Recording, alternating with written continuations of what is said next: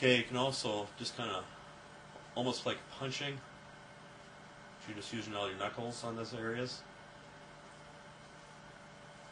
And reflexology can actually be used when the client is in the prone position. Sometimes it's easier to get at those areas.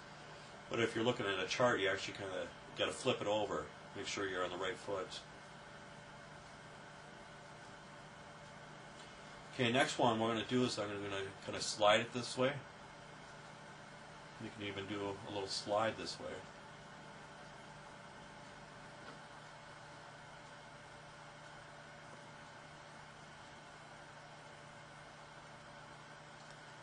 Or again, you can actually extend the toes, slide down.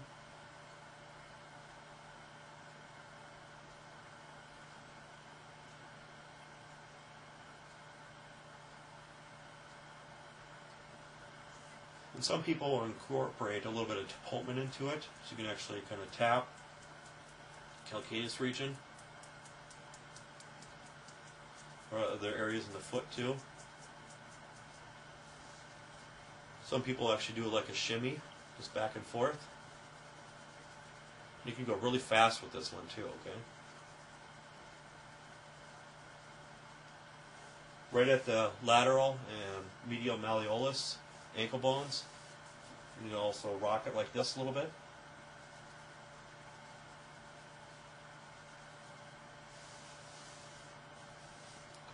Also, you can perform a little bit of a traction. So you're going to cup the calcaneus.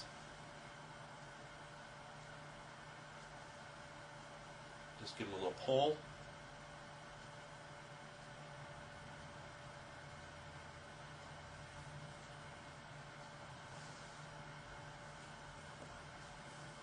Some people actually incorporate a little bit of massage into it. So, and it all depends on what your belief is, what the client would prefer.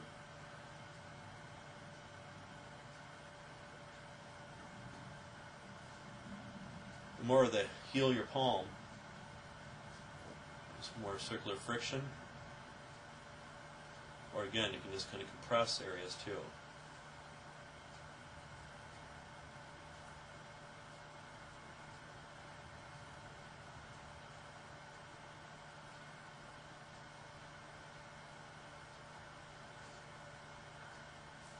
Okay, next one, you can actually kind of squeeze, or you can just hold too, or in the sides. So again, right here, it's more of the lumbar region for the vertebrae. And right here, more of your hip, more on the outer side, right over here. So again, how it's mapped out in the body. So again, this is the left foot. So left side of the body, everything left side. And again, there's 5 zones, so basically look at the 5 toes, how it's zoned out in the body then.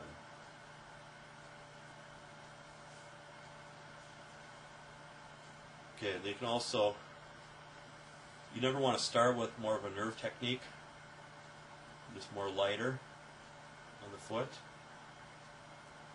So if you start lighter, sometimes people they'll jump a little bit. So that's why you want to make sure you relax that area first. Otherwise, again, they're going to react to those regions. Okay, next one we're going to do is actually have the forearm underneath here. You can actually kind of flex the toes, do a little stretch that way.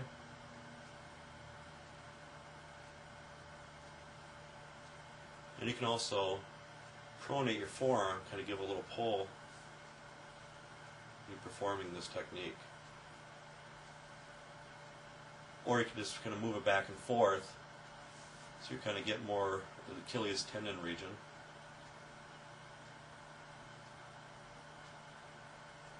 Again, the back side where my forearm is, that's more of the sciatic nerve I'm concentrating on for reflexology, where it's related to.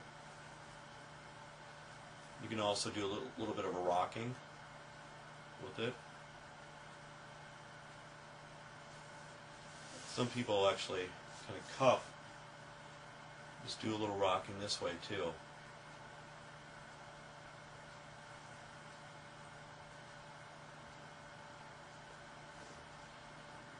you can actually rock it back and forth. You can go up the leg a little bit. So with reflexology, some people will just stand at the foot region, some people will go up to the calf a little bit.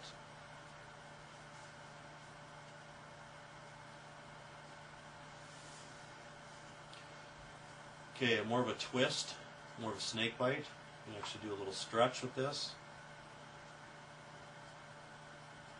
If you need to, you can stand up, you get a little bit more leverage. So with reflexology, just make sure you're not elevating your shoulders a lot. Make sure your feet are planted firmly on the floor. A little bit of a curvature in the lumbar region, but sitting up straight. You can even close your eyes every now and then too. It just helps you actually feel these areas a little bit easier too. Okay, for the toe region, you can actually just kind of squeeze the top and the bottom of the toe, or the lateral and medial side of the toe. Just kind of squeeze it. Otherwise, kind of circular friction in that region. Or kind of friction off of it. If you want more of a stimulating technique, what you're going to do is actually kind of slide and kind of pop it off. But just make sure you perform it on each toe, just not with one. So you want to even it out as much as you can.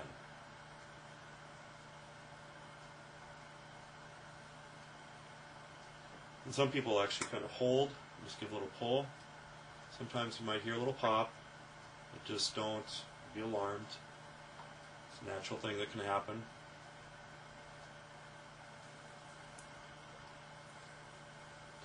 You can also kind of rotate off the toe, either slide or just stay in one area, kind of rotate it. Some people actually finger in between the toes. Just make sure they're not ticklish. Go back and forth. And you always want to look and see if they have any form of athlete's foot or if there's cracked in this region. So that's why you want to make sure that you go over, visually look over the foot beforehand, before you actually start massaging it. Make sure there's no problems with it.